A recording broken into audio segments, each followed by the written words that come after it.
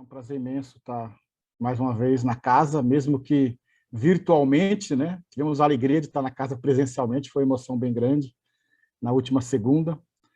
E vamos nos colocar numa posição de conforto, de reverência e mentalizar os bons sentimentos, as boas energias, as boas vibrações. Sintonizados com o mais alto, vamos perceber toda essa benevolência e todo esse amor que o Pai tem por nós.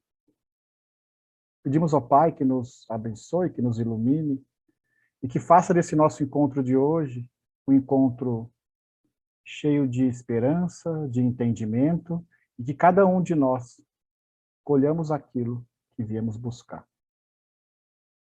Que assim seja. Muito bem.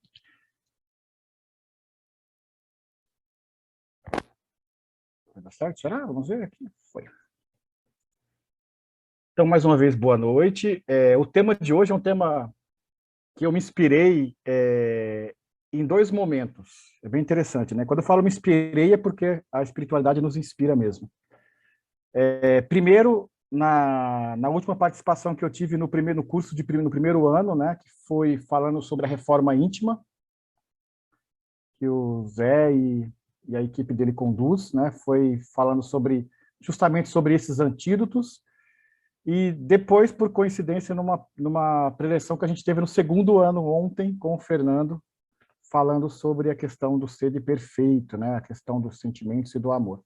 Então, isso tudo me orientou a falar um pouquinho sobre os bons sentimentos, né? Então, começando por uma frase já emblemática, o amor resume a doutrina de Jesus, visto que esse é o sentimento por excelência, e os sentimentos são os instintos elevados à altura do progresso feito.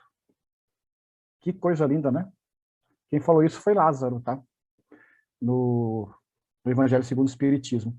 Então, é com esse mote do sentimento maior de todos, que é o amor, que a gente vai conversar um pouquinho. Vamos ver se eu consigo avançar, que não está indo aqui, vai, foi. Então, o que são os sentimentos, né, gente? Então, os sentimentos, na sua origem, o homem só tem instintos. Então, lá no começo, nos primórdios, à medida que, né, lá quando o homem chega, né, nesse plano, lá nos primórdios, ele tinha só o instinto. À medida que ele vai avançando, né, que ele está mais avançado, mas ainda corrompido, ele tem sensações. Quando o homem é instruído e depurado, ele tem sentimentos. Então, quando ele tem compreensão do que os guia, ou quando ele tem compreensão de como ele se orienta para a sua jornada. Então, a gente começa nos instintos, na ignorância, a gente avança um pouco, porém, a gente tem ainda muita materialidade em nós, a gente tem sensações, e os sentimentos, de fato, eles vêm quando nós estamos instruídos e depurados, né? Então, essa é uma informação, inclusive, dos espíritos. E aí, no contrassenso, no contraponto dos sentimentos, nós temos os ressentimentos. O ressentimento não é só um peso morto, não é algo que atrapalha a gente, né? O ressentimento, a mágoa, o ódio, tudo isso que é vinculado, né? O ressentimento é o fermento da treva, que avança qual projeto invisível sobre companheiros invigilantes, ferindo almas e consciências. Isso foi Emmanuel que disse no livro Caminho Espírita, por Chico Xavier. Então a gente vê aquela pessoa carregando aquela pedra, né? É mais ou menos assim o ressentimento. É como se você estivesse numa subida carregando uma grande pedra. Agora vejam só que interessante. Se o ressentimento é como uma grande pedra ladeira acima, por que a gente carrega, então, com essa consciência? Não é? Muito bem. Então, no meio do caminho, tinha uma pedra. Uma pedra pequena, inclusive, que eu coloquei para vocês aí, né? Então, ao cairmos nas armadilhas do ressentimento, olha só que incrível. Quando a gente cai nas armadilhas do ressentimento e nós cultivamos os sentimentos menos elevados, que nos impedem de seguir em frente em nossa jornada evolutiva, como podemos superar esses obstáculos? Essa é a pergunta que eu faço, não é? Então, quando a gente cai na armadilha do ressentimento, que é o ódio, o rancor, a mágoa, que são os grandes ressentimentos, Aí a gente vai para a inveja, para maledicência e uma série de sentimentos que a gente cultiva, né, dentro de nós e a gente alimenta. Como é que a gente supera esse obstáculo? Como é que a gente vence, por exemplo, uma mágoa? Como é que a gente vence um rancor? Como é que a gente vence uma vaidade? Não é? Como é que a gente vence tudo isso? Como é que a gente supera esses obstáculos? Então, a receita do bolo, né, é sempre bom dar a receita do bolo, né? A receita do bolo, ela está justamente no cultivo de bons sentimentos. É aí que está a receita. E eu coloquei o amor aqui bem em evidência, bem grande, porque o amor é o maior dos sentimentos e é o sentimento que nos rege. E eu fui buscar, além da literatura espírita, algumas definições de amor, e tem um autor que eu gostaria de apresentar para vocês, não sei se vocês já ouviram falar, que chama Léo Buscaglia. É um italiano que foi morar nos Estados Unidos, e ele chegou na universidade e falou assim, eu quero fazer um curso sobre o amor. Ele era da área da psicologia, né? E aí todo mundo, quando ele ofereceu esse curso sobre o amor, todo mundo riu da história. Como você dá um curso livre sobre o amor? E as pessoas começaram a pensar no amor que a gente está... o mundo material acostumou, né? Que é o amor de um homem por uma mulher, a paixão, o amor pessoal, né? A paixão, aquela coisa do desejo. Ele falou, não, nós vamos falar de outro tipo de amor. O amor é como um espelho. Quando você ama outra pessoa, ela se torna seu espelho e você o dela. E refletindo o amor de cada um, você enxerga a infinidade. Olha que coisa linda que é essa máxima. Então, o amor é como um espelho. Então, quando você enxerga o amor no outro, você enxerga o amor em você. Quando você projeta o amor no outro, você projeta o amor em você. Então, o curso do Léo Buscaglia falava justamente sobre isso o tempo todo, sobre um amor fraternal, sobre um amor que vai além do amor terreno, do amor físico, sexual. Era um amor além. Então, esse amor ele vai ensinando ao longo desse curso dele as propriedades, o quanto que o amor transforma, o quanto que o amor tem potência. Então, quando a gente enxerga essa questão do espelho, eu acho que para mim é uma grande metáfora, é simples de ver, porque imagina o seguinte, se você está com raiva, qual vai ser o seu reflexo? Se você está com ira, qual vai ser o seu reflexo? Se você está magoado, rancoroso, qual vai ser o seu reflexo? Se você está praticando uma maledicência, qual vai ser o seu reflexo? Percebe? Então, alguns sentimentos eles têm uma capacidade transformadora muito grande. Então, por exemplo, a gratidão. Já imaginaram? Gratidão, né? Você ser grato às pessoas. Geralmente tem pessoas que têm dificuldade para agradecer, já perceberam? A pessoa faz algo para você e você fala, puxa, fulano, muito obrigado. Não, não precisa agradecer. Eu fiz, quando não diz que fez a obrigação, né? Não, foi só a minha obrigação. Eu lembro que uma certa vez eu estava dando uma palestra na casa espírita que eu frequentava, e essa casa que eu frequentava, né, não preciso citar o nome, não era comum os palestrantes e quem estivesse ali conduzindo receber elogios, isso não era de bom tom. Né? Não era de bom tom. Então, os palestrantes eram muito tímidos com essa coisa do elogio. Quando alguém fala assim, sua palestra foi muito boa, a pessoa quase se escondia embaixo da mesa, né?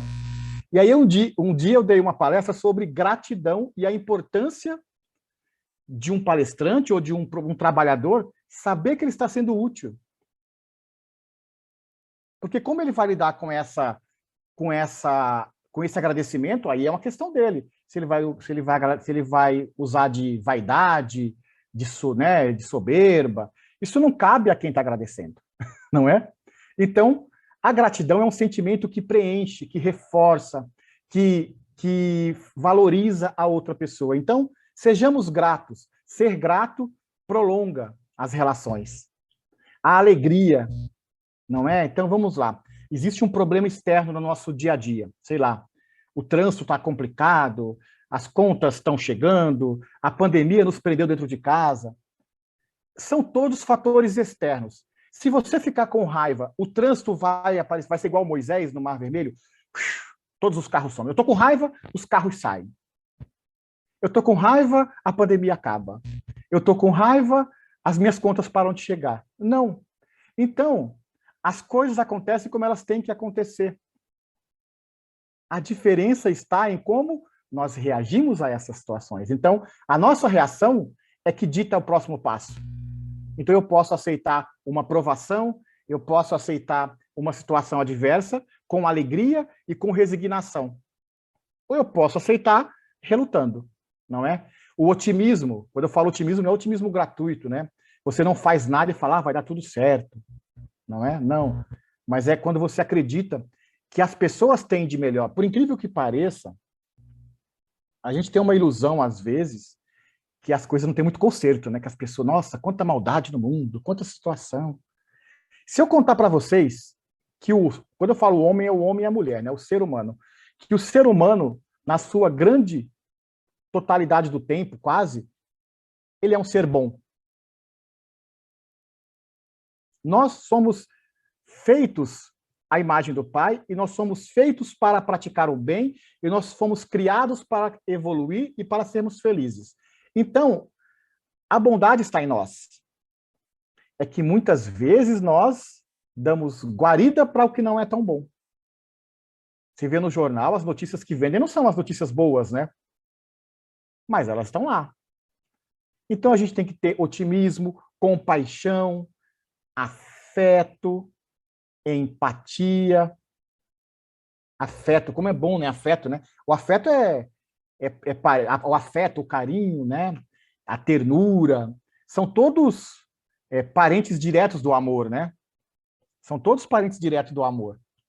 Então, o afeto é muito importante. E muitas vezes nós negamos afeto aos nossos. Por quê? Por que eu vou dizer que eu te amo, meu filho, eu te amo, minha filha, eu te amo, meu companheiro, eu te amo, minha companheira, eu te amo, meu pai, minha mãe, minha avó, meu avô?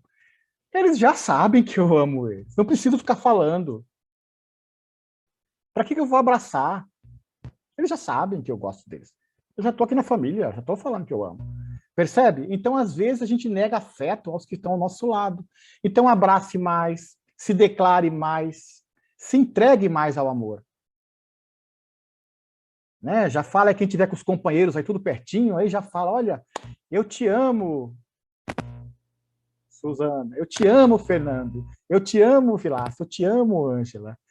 Então, já fala sobre esse amor, porque esse amor existe. Não é? Mas, gente, já estou casado há 75 anos. Melhor ainda, é um amor mais prolongado, olha que beleza. Não é? Então, a gente tem que pensar nesse afeto. A empatia, né? Porque a empatia não é só se colocar no lugar do outro, né? Vocês sabem disso, né? A empatia vai além. Porque quando eu falo assim, eu vou me colocar no lugar de alguém, é fácil. Mas se eu me coloco no lugar de alguém com a minha cabeça, eu não vou resolver o problema. Então, eu tenho que me colocar no lugar de alguém, na condição que esse alguém está, na situação que esse alguém está, e falar, não, peraí, eu, no lugar dessa pessoa, pensaria igual. Eu agiria dessa forma mesmo. Se eu morasse na comunidade tal, tivesse um enchente na minha casa e acontecesse tal coisa, e eu tivesse esse nível de instrução, esse nível de situação, eu faria exatamente igual. Porque a gente tem resposta para as pessoas, né? Porque a gente não é as pessoas, a gente é nós, né? Então, isso é importante. Esperança, né? Esperançar, né? Até tem verbo agora, esperançar. Então, a esperança é importante. Imagine nós vivermos sem esse sentimento. Imagine um mundo sem esperança nesse 1 ano e 7 meses que nós estamos de reclusão aí, de limitações, de desafios. É a esperança que faz a gente passar por esse desafio. É a esperança que faz a gente olhar para março e falar, meu Deus, cheguei até aqui, mesmo muitas vezes perdendo um ente querido, perdendo amigos, passando por uma provação, eu cheguei aqui, não é? E a esperança, ela anda de mãos dadas com a confiança. Eu confio no plano espiritual, eu confio no meu processo reencarnatório, o que eu escrevi, o que eu pedir para mim. Eu confio em tudo isso. Mas confiança sem coragem, a gente não avança. Porque é preciso ter coragem, muitas vezes, para seguir além. É preciso ter coragem para ver as situações que nós vemos e falar, não, eu vou em frente. Eu vou superar esse momento. Agora, coragem, confiança e esperança, sem bom humor, não tem graça. Aí eu sou uma pessoa determinada. Eu, quando ponho uma coisa na cabeça, eu sou assertivo. Eu sou carinhoso, mas eu sou assertivo. Fulano, não faça mais isso. Mas por que tu ficou brava comigo? Eu só te dei um conselho. Percebe? Então a gente tem que ter bom humor, tem que saber às vezes lidar. E isso tá ligado ao quê? A gentileza. Ser gentil, né? Ser gentil na crítica, ser gentil na hora de estar próximo daquela pessoa, ser gentil na hora de pedir as coisas, ser gentil na hora de conversar com as pessoas, ser gentil numa repartição pública. Porque às vezes a gente não é gentil com as pessoas que nos servem. Ser gentil com a pessoa que faz, às vezes, a limpeza do escritório que você trabalha. Não é? Onde eu trabalho tem uma pessoa que cuida de toda essa parte da organização, a gente está sempre num ambiente limpo, impressionante, sempre ali, higienizado. E eu, todo dia que eu chego, encontro ela e falo, bom dia, Lúcia, tudo bem contigo? Ah, tudo bem, seu Samuel, como que o senhor está? E eu encontro ela, e aquele café maravilhoso, como é que está aquele teu café? Ah, já fiz aqui, às vezes ela vai avisar na minha sala que o café está pronto. Percebe? Porque todo dia eu converso com ela, todos os dias. Quantas vezes eu cruzar com ela, eu vou dar um sorriso para ela. Tô de máscara, ela vê pelo olho que eu tô sorrindo, né? Porque agora a gente não sorri mais com a boca, né? A gente sorri com o olho. Então isso é importante. Gente, e mais do que tudo, do que tudo é a tolerância. A tolerância ao diferente, às situações, a tolerância ao momento que a gente vive, a tolerância às dificuldades, a tolerância em uma série de coisas. São sentimentos que nos ajudam. E para tudo é preciso duas coisas para conquistar esse crescimento. Um é a serenidade, porque a gente não se transforma de uma hora para outra. E o outro é a paciência, porque as pessoas não seguem o nosso passo. E às vezes as pessoas não enxergam a nossa melhora, não enxergam aquela evolução nossa. Não é? E disse ainda Lázaro, no Evangelho segundo o Espiritismo, feliz aquele que ama, porque não conhece angústias da alma, nem as do corpo. Seus pés são leves, e ele vive como transportado fora de si mesmo. Olha que potência de afirmação. Feliz aquele que ama, porque não conhece angústias da alma. Então dá para a gente medir um pouquinho o quanto nós estamos longe desse amor da plenitude, né? Esse amor total, esse amor da carta aos Coríntios, né? Por mais que eu falasse a língua dos anjos, se eu não tenho amor, eu nada saberia. Então, para que os nossos pés sejam leves e que a gente seja transportado, olha que lindo, fora de nós, além de nós, é preciso que haja esse amor. E aí eu trouxe mais uma figura que não é da nossa doutrina, para ilustrar essa nossa conversa de hoje, que é o profeta Gentileza. Vocês já devem ter ouvido falar nele, pelo menos de maneira folclórica. Alguns devem ter conhecido, quem é do Rio deve ter conhecido mais. Mas, por incrível que pareça, José da Trilha não era paulista. Ele não era carioca. Ele viveu no Rio, mas ele não era carioca. E o profeta Gentileza, um dia ele teve uma visão. E ele falou, eu preciso pregar o amor. O povo achou que ele estava tudo doido. Ele falou, sim, isso aí doidou. Porque toda vez que você quer fazer o bem, que você quebra o status quo, você só pode ser uma coisa, é doido. Não é assim que o povo falava antigamente. Então, ele foi lá e ele foi para o Rio, e o que chamou a atenção foi um incêndio num circo que teve, e ele foi para lá ajudar as vítimas, ele plantou um jardim nesse local, do Gran Circo, e dali começou esse projeto de vida do profeta Gentileza.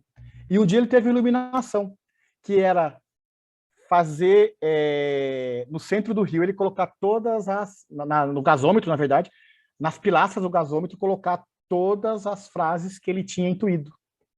Então ficou bem bonito. Aí um dia pintaram isso, voltou ao normal. Mas o importante de tudo isso não é essa coisa de pintar pilastra ou não pintar pilastra. Era que ele tinha uma máxima: gentileza gera gentileza. Uma pessoa dessa, gente, ela é sábia, ela não pode ser outra coisa senão sábia. Gentileza gera gentileza. E é daí que vem esse nome dele de profeta gentileza ou profeta agradecido. Eram os dois nomes que ele era conhecido. Então, Emmanuel já fala que a cortesia é o primeiro passo da caridade. A gentileza é o princípio do amor. Que coisa linda, né? Então, o conselho que eu deixo hoje, que a espiritualidade nos convida, é justamente para que nós tenhamos essa consciência e essa capacidade de alimentar e de exercitar os nossos bons sentimentos, não é? Que a gente seja capaz de projetar nossos melhores sentimentos nas pessoas. E os bons sentimentos, bem cultivados, eu diria que são as melhores rotas para que a gente atinja a nossa reforma íntima. Então eu vou propor um exercício para vocês, para nós todos, né? Porque não sei se vocês sabem, mas toda vez que a gente que está aqui fazendo uma preleção, ela vai endereçada para uma pessoa primeiro, né? Depois ela vai para os demais, mas ela vai endereçada para quem está falando. Então, o exercício que eu vou sugerir para todos nós é que nós, todas as vezes que nós sentirmos algum sentimento inferior, a gente busque esse antídoto. Se eu estou com raiva, eu vou procurar a paz, a bondade. Se eu estou impaciente, apressado, eu vou procurar a paciência dentro de mim. Eu vou procurar a razão daquela minha impaciência. Às vezes eu estou impaciente porque eu saí atrasado para ir numa repartição, para ir numa empresa, para ir para algum lugar, e o trânsito não anda. Agora, se eu pensasse em sair mais cedo de casa, ou se eu aceitasse o fato que eu vou chegar atrasado porque eu não me planejei. E quando eu tiver mágoa, rancor de alguém, eu vou perdoá-la internamente. Eu vou esclarecer a situação. Então, que nós sejamos capazes de buscar, a cada momento, esses antídotos que fazem a gente evoluir. E aí eu vou sugerir para vocês uma leitura que é maravilhosa, que é no Evangelho segundo o Espiritismo, lá no capítulo 11, que é de onde eu tirei a inspiração para essa prosa nossa, que fala sobre a lei do amor, que é a instrução dos espíritos, que é dado por Lázaro, o 8, depois é dado por mais alguns espíritos importantes, né? E o Sansão, por exemplo. E aí vocês vão perceber quantas instruções ricas nós temos nesse capítulo da lei do amor. Não é? Ao ponto de dizer que o amor resume inteiramente, gente, o amor resume inteiramente a doutrina de Jesus. Essa palavra, com 4 letras do nosso idioma, resume toda a doutrina. Se nós só amássemos, todo o restante estaria coberto no Evangelho. Os efeitos da lei de amor são o aperfeiçoamento moral da raça humana e a felicidade durante a vida terrestre. Gente, nós temos 2 opções de viver aqui no plano. Podemos viver peleando, sofrendo, né, espiando, ou a gente pode sofrer, ou a gente pode viver aqui amando, porque, inclusive, garante a felicidade durante a vida terrestre. Está escrito aqui. Eu não estou inventando isso. Então, a gente escolhe. Então, é bem interessante, muitas vezes a gente tem aquela pessoa que gosta de sofrer, né? Não, o sofrimento é que eu estou fazendo a minha depuração, né? Estou no momento da minha prova expiação, estou espiando. Não, gente. Eu não sei vocês, Eu, particularmente, aqui eu vou falar por mim, tá? Eu tenho uma bronca de sofrer, eu não gosto. Ai, não gosto. Não gosto de sofrer, não gosto de passar raiva. Eu gosto de ser feliz, gosto de viver bem, gosto de viver em harmonia. Viver sofrendo, não. Se eu puder viver feliz, eu prefiro, assim. Feliz ou sofrendo? Gente, eu escolho ser feliz? É engraçado isso, né? Mas é assim. Então, amar no sentido profundo da palavra, olha o que é. É ser leal, probo, consciencioso, para fazer aos outros o que se queria para si mesmo.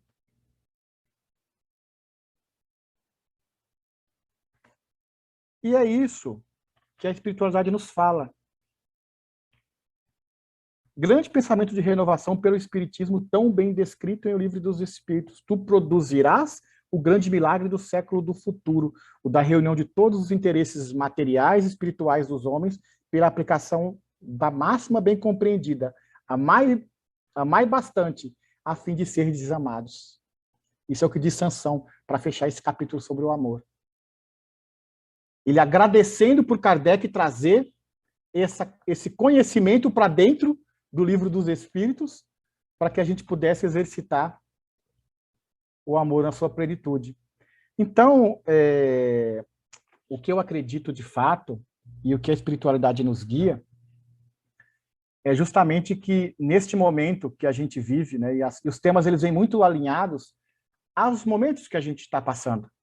Então, mais do que nunca, esse é o momento de se cultivar bons sentimentos. Mais do que nunca, esse é o momento da gente visualizar o melhor nas pessoas. Mais do que nunca, está na hora da gente perceber que é preciso se resignar em alguns momentos, aceitar em outros, silenciar em alguns. Isso não significa que a gente deva abrir mão das nossas convicções, que a gente não deva ser uma pessoa atuante, que a gente não deva ter opinião. Sim, mas sempre naquela linha. Isso que eu estou falando está ferindo essa pessoa? Isso que eu estou falando está magoando essa pessoa? A forma como eu estou me expressando causa dano a essa pessoa? Porque até para criticar é preciso ter amor. Até para corrigir. Porque não é isso que a gente está... O amor não é você ser uma pessoa apática, né? O seu filho comete um deslize, alguma coisa acontece que a pessoa que trabalha contigo, então, mas meu Deus, eu não posso dar bronca, porque bronca não é uma coisa boa. Não, eu não posso corrigir, porque corrigir não é uma coisa boa. Não, gente, corrigir é amor, muitas vezes. Depende de como você corrige, de como você orienta. Não é? Se a sua intenção é de melhorar o outro, fica muito mais fácil. E é com todos esses bons sentimentos que eu vou fazer um convite aqui nesse minuto final para que a gente feche os olhos um pouquinho. E cada um, de olhos fechados, de coração sereno, consciente da sua respiração, eu queria que cada um de nós mentalizasse, à medida que as palavras fossem saindo, o que representa para você. Paz, carinho, ternura, alegria, paciência, bom humor, gratidão, gentileza, afeto, perdão, empatia, coragem, amor. Que sejamos capazes de ter todos esses sentimentos e outros tantos que vierem à mente de cada um de nós, exercitados diariamente, à medida que nós dermos conta, e que o nosso coração seja puro e sincero, e que diante das dificuldades sejamos resilientes e capazes de superar todos os desafios que muitas vezes os sentimentos não tão bons nos colocam diante de nós. Para cada ódio que vier no meu coração, eu vou responder com muito amor. Que sejamos felizes, que assim seja.